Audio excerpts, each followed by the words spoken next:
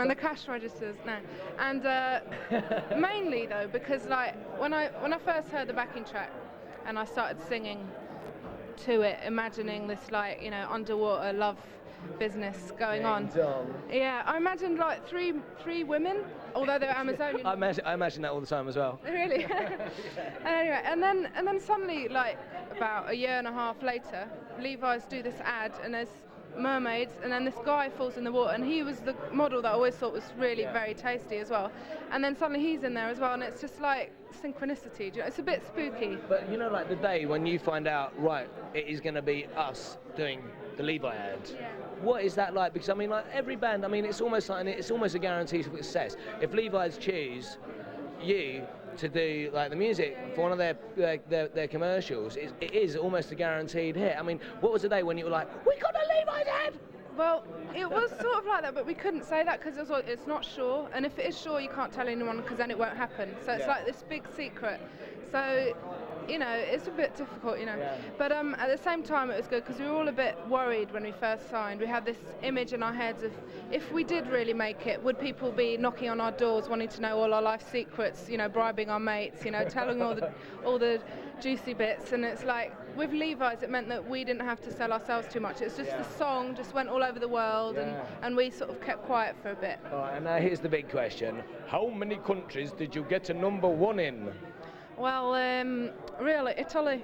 Italy, they love be it. one then. And, they love it out there. Yeah, and it will be #1 in other places too. But that was but that was actually a track called Mr. Gorgeous and Miss Curvaceous. Ah, right. Now, Mr. Gorgeous, which hasn't been. First of all, tell us, because that was your second release, right? Yeah.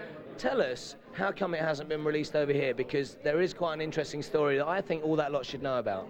Well, there was a fear that because Radio 1 didn't put it on the playlist, then it wouldn't really make it because I'm going to stop you there. Why didn't Radio 1 put it on their playlist? Because they thought it was too different to Underwater Love. Underwater Love, there's a Brazilian bird, people know where they are, it's a bit, mermaids and all that. And then suddenly Mr. Gorgeous is in English, and it's got a guitar, and it's a bit like that, and it's like completely different. So they thought it's too different.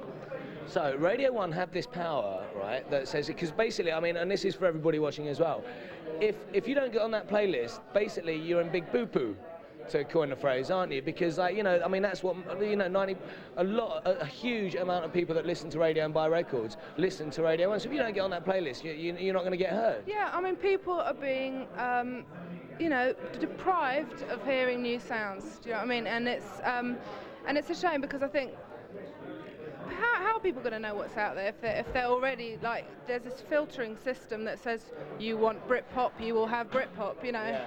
People need to hear other stuff. Absolutely. Now, before we start talking about the new single, I want to find out a little bit more about the band as well. Okay, so obviously you're the babe at the front, and the rest of the guys aren't here. How long have you been together, and what made you decide that you wanted actually to be a little bit of a singer, mate? Well, tell us your life story. Where do you live? Can I come and live with you? We've all been together about 2 years.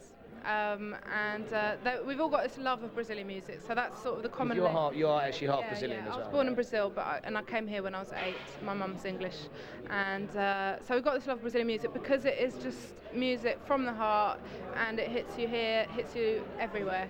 I mean, I started singing really because I spent 6 months with my father when I was about 15 and met Brazil, met Rio, and that's when. I was very shy before, you see, and then when I went there, I suddenly realised who I was. I'm going to believe that, yeah? Yeah. Oh, God, I was like, so I'd go redder than that, just like anything, just like. Don't touch the knob. Don't touch your knob. Stay tuned. Okay. Won't touch it. Now, I'm going to have to actually bring this one up because I think it's an amazing story. Elton John's tribute to Princess Diana was #1 all over the world, except in Italy. Because. They're bellissimo. No, because Mr. Gorgeous and Miss Curvaceous, they bought that.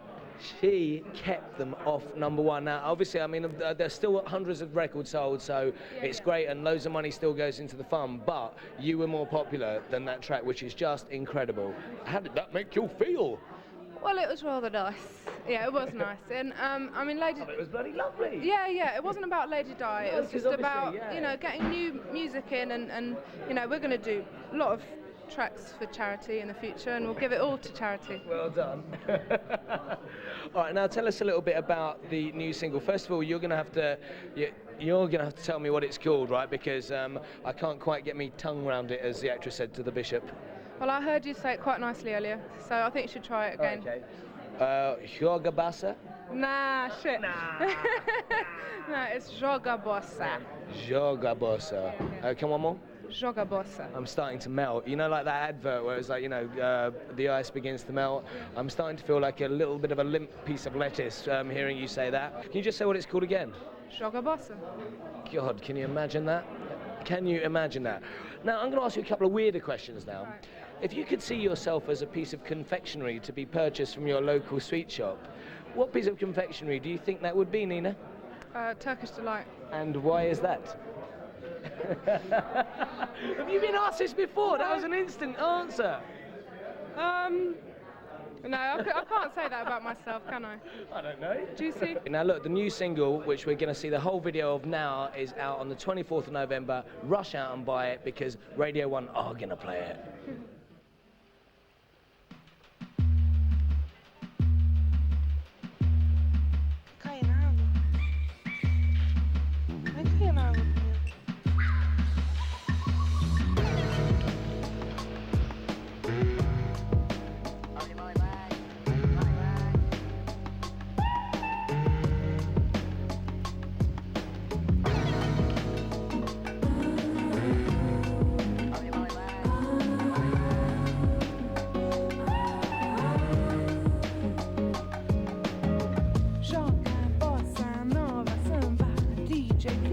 Bossa Nova for me, had your radio, colors in line, everyday things like a stick or a fly. Para peach, girl on the beach, talking, let's speak Brazilian Portuguese, abacaxi and pineapple, banana, hot in the sun, hot on the skin, Feliz e Pelé, na TV on TV, hat trick, lit trick, the kings of the day, ease away the pain of the day today.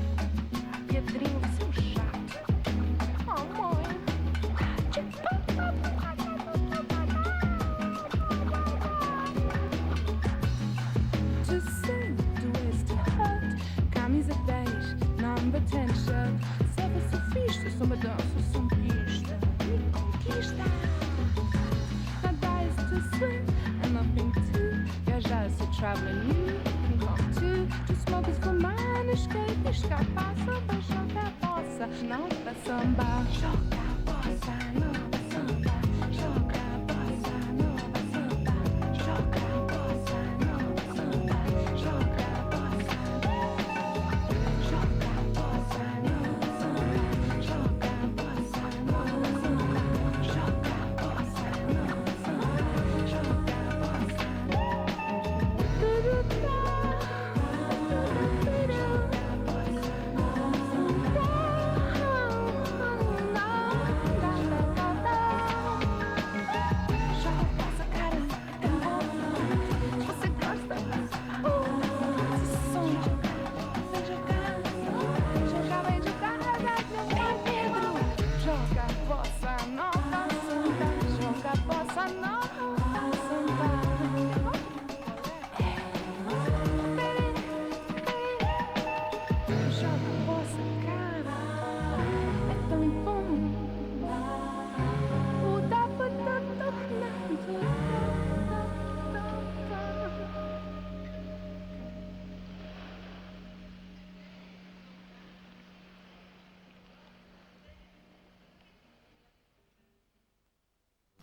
Hello, I'm Nina from Smoke City and you're watching Rockmania.